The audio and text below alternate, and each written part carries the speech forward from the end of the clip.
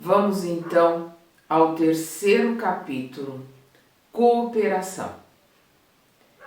Para que alguém dirija com êxito e eficiência uma empresa importante, não lhe basta a nomeação para o encargo, exige-se-lhe um conjunto de qualidades superiores para que a obra se consolide e prospere. Não existe empreendimento maior do que a nossa reencarnação.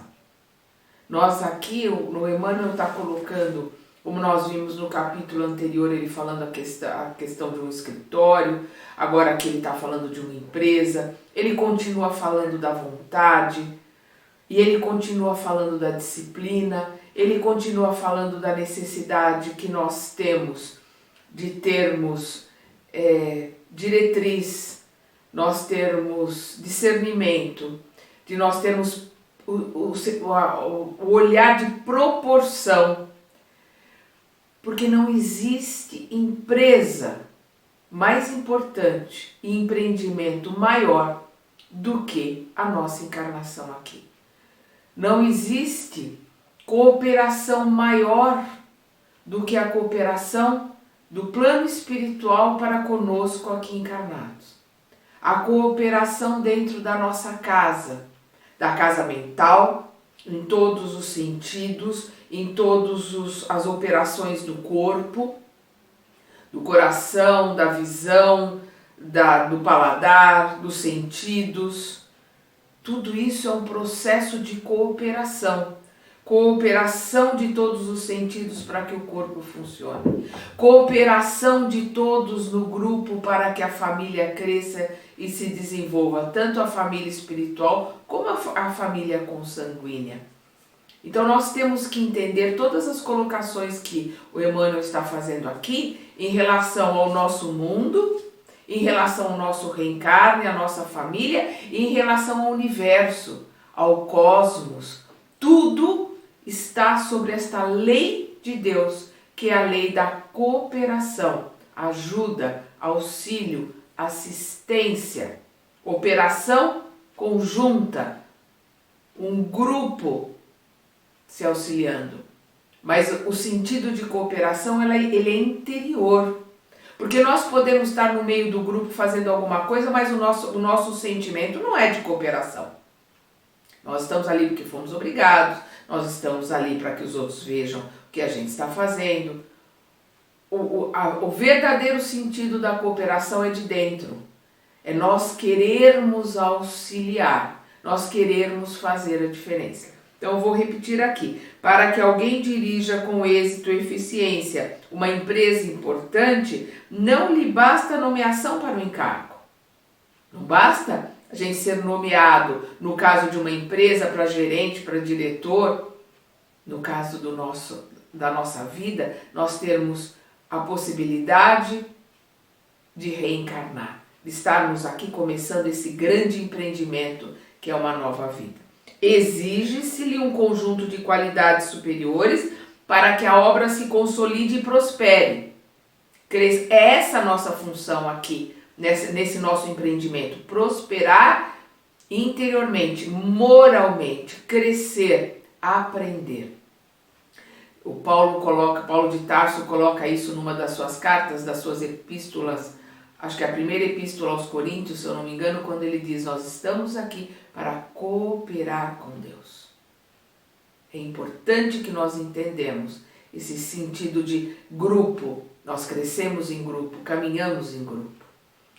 Não apenas autoridade, mas direção com discernimento. Não adianta ter o cargo de diretor ou o cargo de gerente ou o cargo de presidente, não importa qual seja o cargo.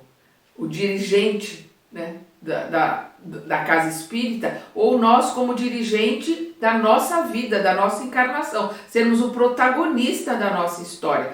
É preciso ter direção com discernimento, porque se nós não tivermos discernimento, nós estaremos pura e simplesmente perdidos, seja qual for a situação que estivermos.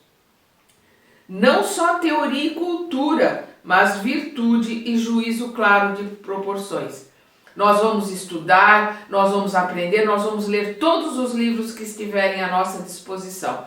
No mesmo caso, na referência para o mundo, fazer todas as faculdades, mestrados, doutorado, pós-doutorado, tudo. Mas se nós não tivermos virtude, juízo claro de proporções, nós estaremos pura e simplesmente à deriva, perdidos. Porque a virtude é a vontade de se melhorar, é a vontade de participar verdadeiramente fazendo a nossa parte para o melhor. E as proporções, dentro de cada situação, nós temos que analisar a proporcionalidade daquilo que se está fazendo, da responsabilidade, da atitude que nós estamos tomando, do sentimento que nós estamos tendo em relação àquilo. Essa questão, nós podemos fazer uma tempestade num copo d'água. Na hora que nós pararmos para analisar, eu vou lembrar disso aqui amanhã? Eu vou lembrar disso aqui há 10 anos? Não, isso não tem o menor sentido. Então não tem sentido fazer um cavalo de batalha por causa disso. Uma discussão, uma mágoa, uma raiva, uma perda de tempo. Nós temos que dar a proporção certa para cada situação e para cada acontecimento. Dilatados recursos nas mãos a serviço de uma cabeça sem rumo constituem tesouros nos braços da insensatez, assim como a riqueza sem orientação é navio a uma troca, navio à deriva. Não adianta termos inúmeros recursos, termos uma empresa com todos os recursos que essa empresa pode nos dar, se nós não tivermos aqui, como ele coloca, dilatados recursos nas mãos a serviço de uma cabeça sem rumo. Se nós não tivermos direção, meta, se nós não tivermos intenções verdadeiras, rumos certos nos quais nós queremos caminhar, nós estaremos perdidos. É o que ele coloca aqui. A riqueza sem orientação é navio à deriva. Qual que seja o tipo de riqueza, a riqueza da inteligência, a riqueza do dinheiro, a riqueza do poder, a riqueza do conhecimento. Se nós não tivermos uma orientação, o porquê e principalmente para que eu estou buscando essa cultura, para que eu estou buscando esse conhecimento, para que eu estou buscando esse poder. E uma análise verdadeira, sincera, é pela minha vaidade, é pura e simplesmente pelo meu orgulho, pelo meu egoísmo, porque eu quero tudo para mim, eu quero centralizar tudo, eu. Porque se eu não tiver uma orientação, eu estarei pura e simplesmente perdido, perdendo a minha encarnação. Quem governa emitirá forças de justiça e bondade, trabalho e disciplina para atingir os objetivos da tarefa em que foi situado. Quem governa, porque se nós não tomarmos as rédeas, se nós não tivermos noção, se nós não tivermos clareza de conhecimento, de proporção, não tivermos a vontade verdadeira de nos modificarmos, de realizarmos alguma coisa, nós seremos governados. E aí nós precisamos prestar atenção a quem nós estamos servindo. A Deus ou a Mamon. Nós estamos servindo a materialidade ou nós estamos servindo a Deus? Porque quando nós governamos, quais são as nossas diretrizes? Quais são os nossos objetivos? Essa é a questão que nós temos que ter. Quem governa emitirá forças de justiça e bondade, trabalho e disciplina. Justiça, bondade, trabalho e disciplina são metas, né? São as diretrizes para a gente caminhar para frente, para aprender, para crescer e melhorar. Quando o poder é intemperante, né? Quando o poder é sem juízo, quando o poder é desastroso, sofre o povo a intranquilidade e a mazorca, né? O motim, a revolta. E quando a inteligência não possui o timão do caráter sadio, espalha em torno a miséria e a crueldade. O que ele está colocando aqui vale em todos os sentidos. Porque se o dirigente, o governante, não tiver caráter, não tiver justiça, não tiver senso de proporção, não tiver disciplina, ele vai materializar à sua volta, a sua psicosfera, a miséria da sua ignorância, a miséria da sua pobreza interior, né, da sua incapacidade de gerir o seu destino e a sua vida. E a crueldade dele para consigo e para com os outros. E isto também no caso de um governante, de um gerente de empresa, de um pai de família, de uma mãe de família, de um gerente de centro espírita, de um diretor, de qualquer coisa que seja, de um prefeito, governador, presidente, primeiro-ministro. Nós vamos refletir os valores que nós adquirimos, os valores que nós estamos trabalhando e nós estamos adquirindo. De novo, primeiro capítulo, a nossa mente, aquilo que nós temos em nós, nossa mente vai ser o reflexo da vida em toda parte. No mundo, daí conhecermos tantos tiranos, nimbados de grandeza mental e tantos gênios de requintada sensibilidade, mas atolados no vício. Porque são tiranos que têm uma capacidade, que têm uma inteligência, que têm uma riqueza nas mãos, estão perdidos. Estão ali sem saber o que fazer. Estão usando esse poder para acabarem consigo, acabarem com a família, acabarem com os seus súditos, acabarem com seus eleitores. E gênios que estão atolados no vício, estão usando a sua inteligência, a sua capacidade, a sua genialidade para o mal. Estão usando a sua capacidade, a sua inteligência para a dor, para o sofrimento, para ganhar dinheiro, para ganhar poder, para ganhar prestígio e não para servir. De novo, como Paulo coloca, nós estamos aqui para sermos cooperadores de Deus no desenvolvimento nosso e dos outros. Cristo não prescindiu de cooperação com os seus discípulos, com aqueles que viraram apóstolos, que viraram os que foram divulgar a Boa Nova. Nós temos Paulo que sozinho ou em grupo pensava sempre no nós. O sentido de cooperação dele para com os outros, para a casa do caminho, para com as assembleias, né, que o sentido verdadeiro de igreja, as assembleias que eram constituídas, como elas se manterem, como elas continuarem colocando o evangelho para frente e que o evangelho continuasse, independente dele continuar, dele estar vivo ou não. Ele estava sempre pensando no outro, sempre pensando no grupo, no nós, no povo de uma forma geral, não no povo judeu, mas nos gentios, no mundo.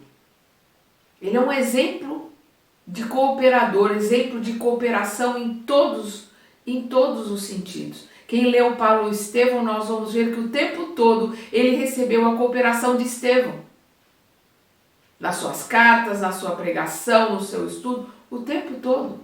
Nós, o tempo todo, estamos recebendo a cooperação do plano espiritual, do nosso mentor, da nossa família espiritual. Quando nós vivemos e montamos a nossa família, nós estamos vivendo no sentido de cooperação. Nós cooperamos com aqueles que estão conosco e recebemos a cooperação daqueles que vieram antes. Estamos cooperando para aqueles que virão depois.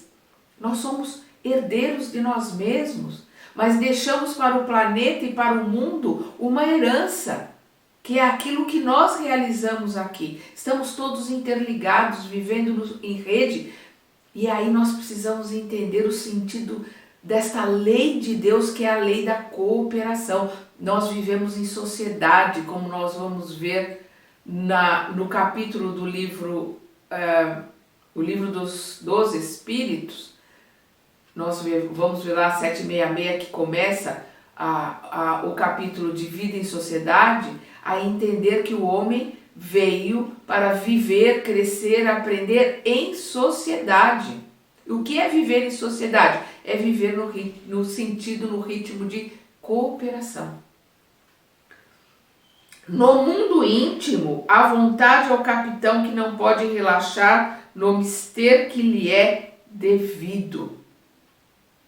No sentido maior, naquilo que é mais importante do que lhe é devido, é a vontade que é o capitão, é a vontade que é o gerente, que é o diretor da nossa vida, do nosso reencarne, da nossa mente. É a vontade, é o que ele diz no mundo íntimo, a vontade é o capitão que não pode relaxar no mister que lhe é devido. Assim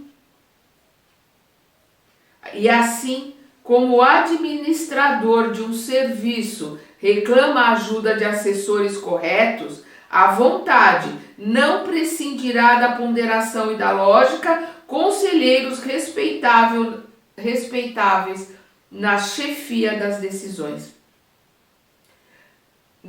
Todos nós precisamos dos assessores, precisamos dos conselheiros, precisamos da cooperação dos que vieram antes, precisamos da cooperação dos que estão conosco, precisamos cooperar com a nossa família, precisamos cooperar com o nosso bairro, com a nossa cidade, com o nosso país, com o planeta. É o que ele diz assim, é o que ele diz aqui, a vontade não prescindirá da ponderação e da lógica. Conselheiros respeitáveis na chefia das decisões. Ponderação, lógica, senso de justiça, de direito, de deveres. No entanto, é urgente que o senso de cooperação seja chamado a sustentar os impulsos. O senso de cooperação com o universo, com Deus, com os irmãos encarnados e desencarnados, com os minerais, com os vegetais, com os animais, com o planeta, de uma forma geral, com os humanos, né? Os hominais, os humanos iguais a nós, encarnados e desencarnados. O senso de cooperação tem que ser o nosso mote, o nosso pensamento principal. Aonde eu estiver, eu tenho que estar impulsionado pela vontade de cooperar. Cooperar para o melhor. Cooperar para o resultado melhor. Não importa se a minha cooperação vai aparecer ou não. O que importa é o meu sentimento, a minha vontade de ajudar. De fazer parte do grupo que faz diferença. De fazer parte do grupo que está trabalhando para o melhor do todo. E não só para o meu melhor ou dos meus, mas no sentido maior, a cooperação no sentido maior.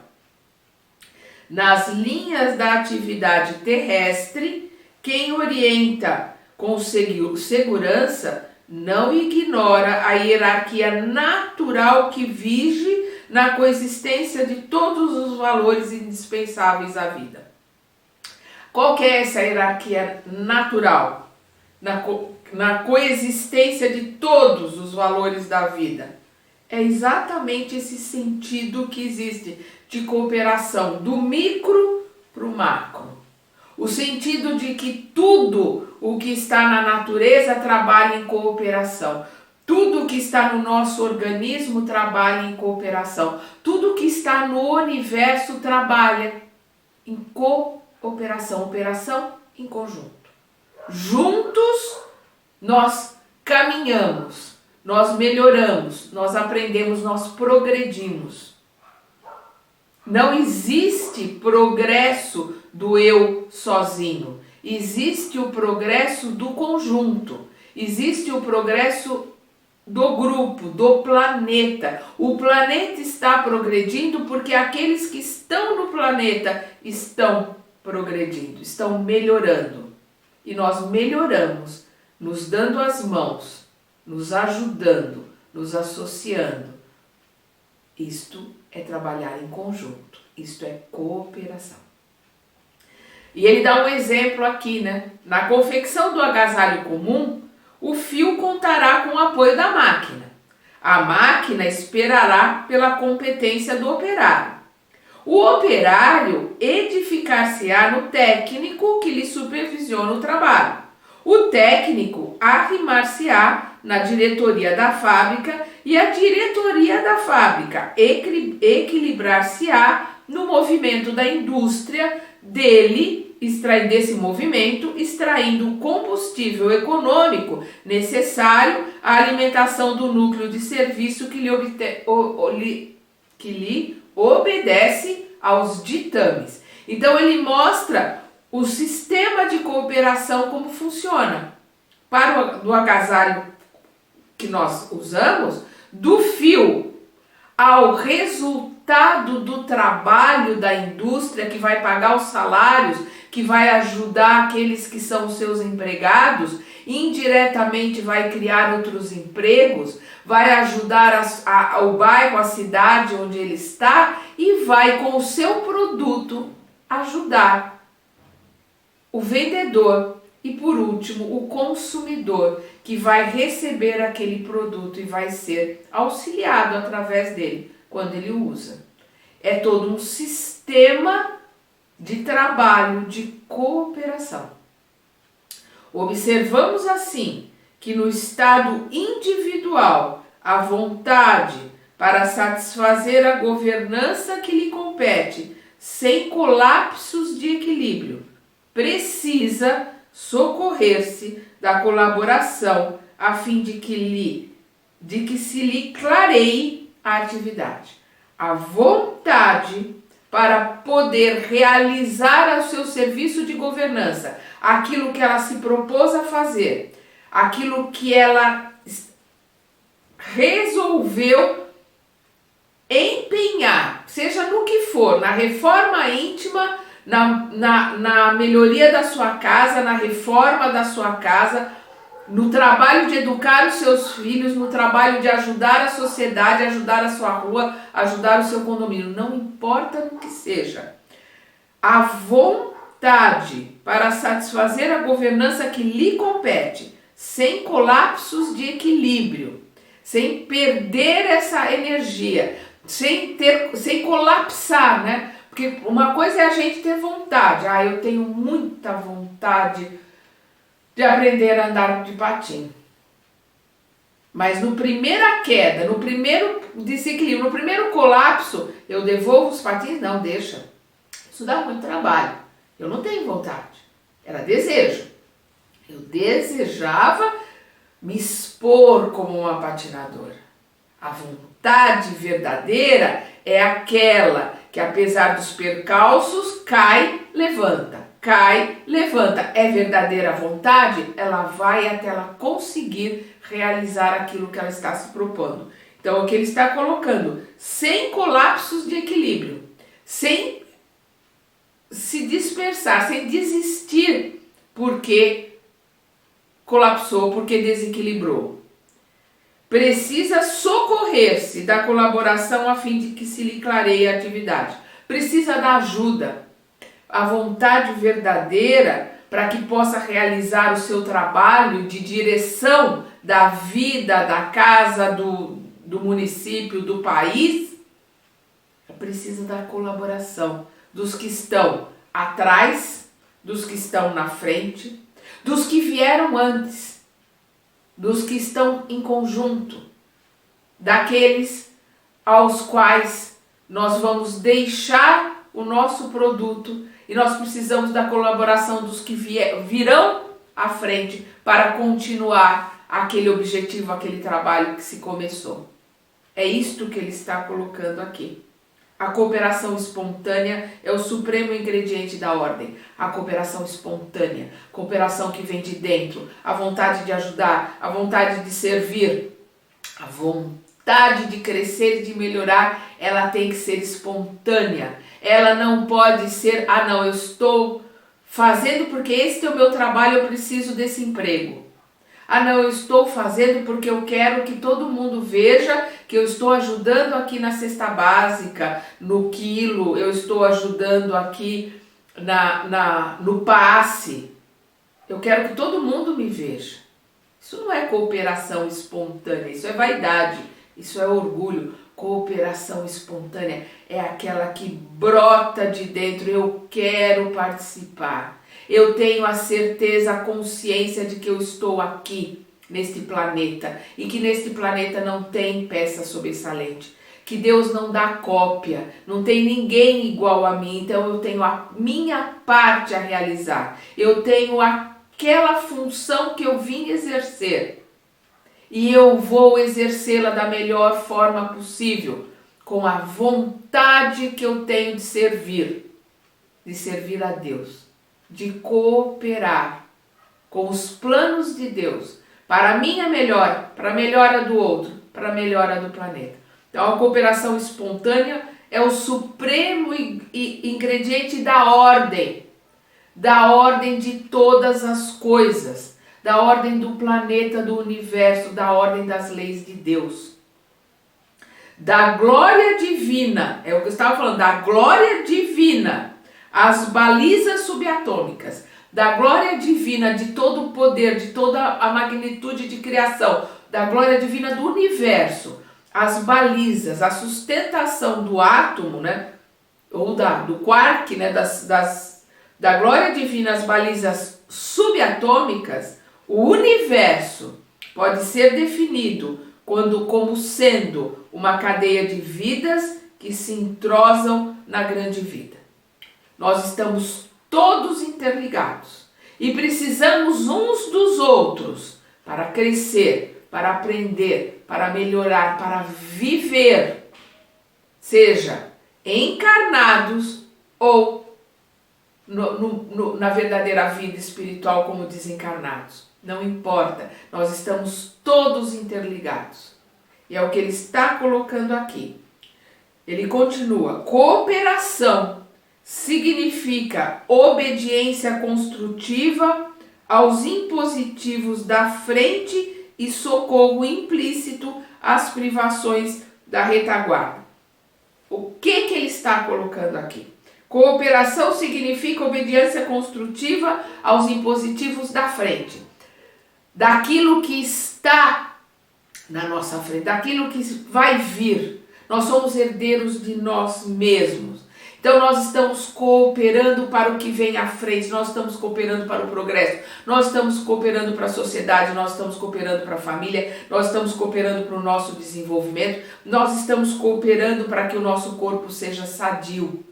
Nós estamos cooperando para que a nossa mente se desenvolva, a nossa cultura aumente, a nossa obra aumente.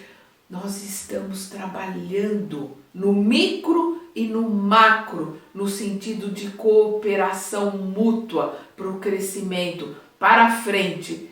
E recebendo da retaguarda, é o que ele está colocando aqui, obediência construtiva aos impositivos da frente e socorro implícito às privações da retaguarda. Então, aquilo que veio antes de mim, eu tenho que ver naquilo que eu posso cooperar para acertar, consertar o que estava lá atrás, para melhorar para o hoje, para que na frente, naquilo que eu vier depois, já esteja consertado e já esteja acertado. Da mesma forma, eu tenho que ajudar aqueles que estão para trás, porque eu estou sendo ajudado por aqueles que estão à minha frente. Então eu sou responsável por crescer, melhorar e me aprimorar, mas eu sou responsável em cooperar com tudo que está à minha volta, principalmente com aqueles que têm menos ou que sabem menos do que eu, que estão na minha retaguarda.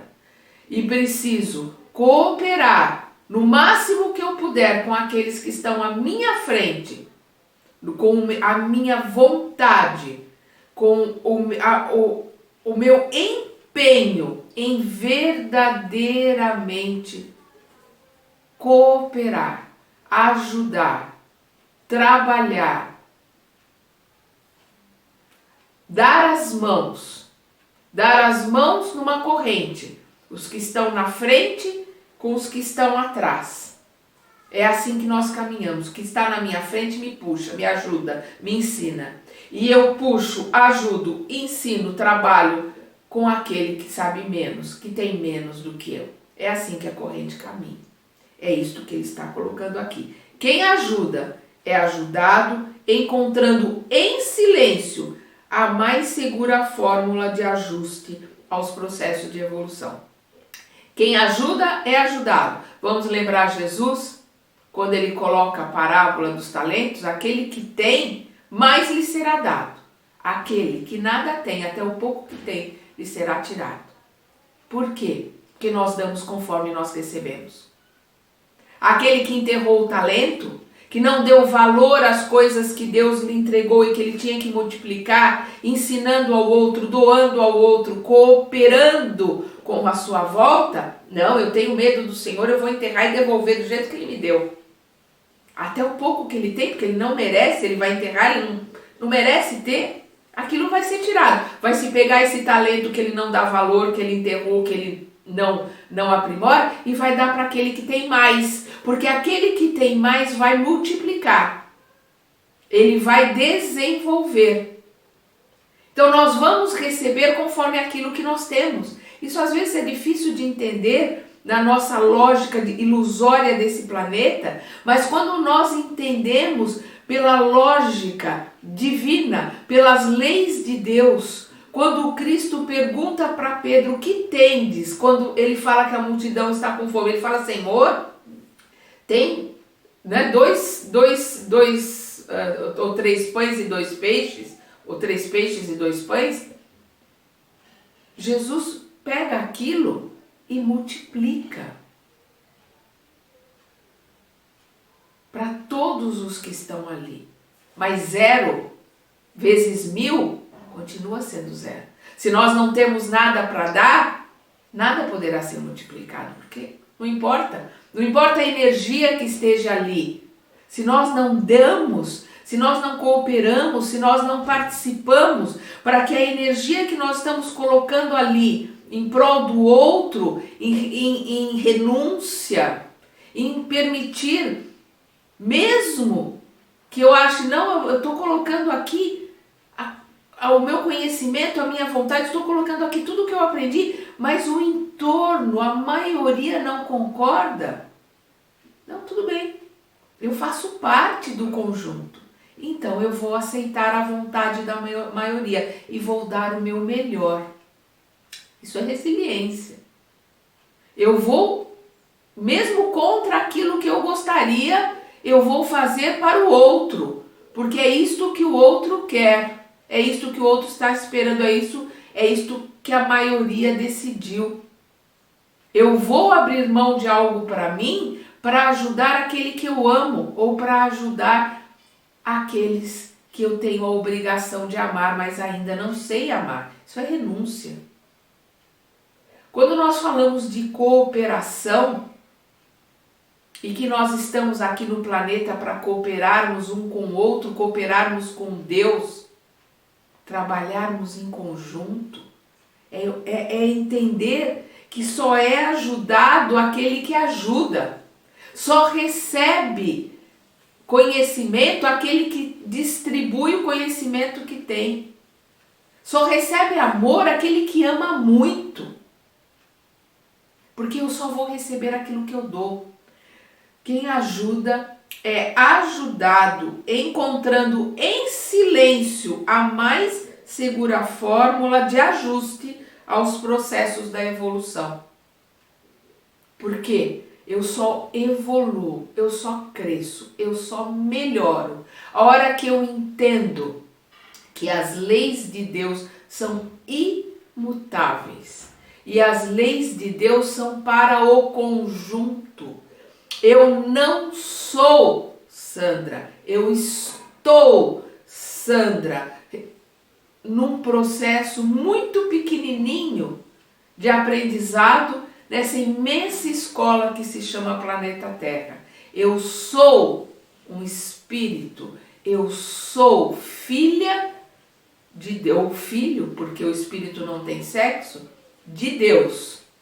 E eu estou aqui e agora para crescer, para aprender, para melhorar.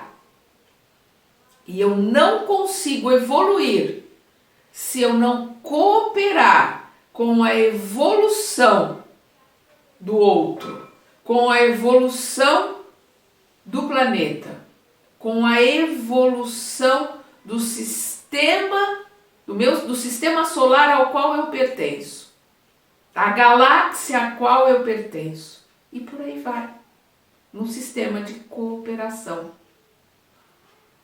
É fundamental que nós entendamos que cada um de nós tem que fazer a sua parte, porque fazemos parte de um conjunto, para que o conjunto apareça. Não sou eu que tenho que aparecer, é o conjunto. Não sou eu que tenho que mostrar qual que é a colocação, qual que é a verdade. Não, eu tenho que fazer a minha parte para que a verdade de Deus, para que a obra de Deus apareça num todo. Não é o flautista, o violinista, o violoncelista que faz a diferença na orquestra. O que faz a diferença na orquestra é o conjunto da obra. Cada um com seu instrumento afiado, cada um tocando a sua parte, cada um conhecendo o seu instrumento a fundo, respeitando a ordem, respeitando a hora de cada um entrar, o tempo de cada um. E quando está tudo afinizado, quando está tudo muito bem ensaiado, quando está tudo harmônico, o som, a música que aquela orquestra é capaz de colocar é fantástica. Por quê? Porque ela está atuando em conjunto, harmonizada no seu conjunto, obedecendo ao maestro, olhando a sua batuta e seguindo, confiante. Não vai perguntar, mas por que o maestro está fazendo isso? Ah, não, mas será que o maestro não devia fazer aquilo? Nós fazemos isso. O maestro é o governador, nosso maestro é o governador do nosso planeta, que é o nosso mestre Jesus. Ele está com a batuta na mão e o tempo todo a gente está. Não, mas Jesus não devia fazer assim. Ah, mas Deus não está olhando isso? Mas será que? Não é será que, não. A hora que nós tivermos a fé verdadeira, aquela que move as montanhas que estão dentro de nós vamos entender, não. Deus está no comando. Não existe nada que aconteça que não seja para o nosso, em conjunto, do planeta, aprendizado. O nosso mestre Jesus, que é o nosso irmão mais velho, está regendo essa orquestra. Eu tenho que fazer a minha parte, tocar o meu instrumento, olhar a partitura e me esmerar para que eu toque da melhor forma possível aquela parte que me compete, que está ali naquela partitura, obedecendo a batuta do maestro, nosso mestre Jesus. E assim a vontade, com razão, a vontade com disciplina, a vontade verdadeira, com ordem, no comando, eu vou crescer, eu vou evoluir. Com o meu grupo, com a minha família planetária. Vamos continuar estudando e aprendendo no próximo capítulo.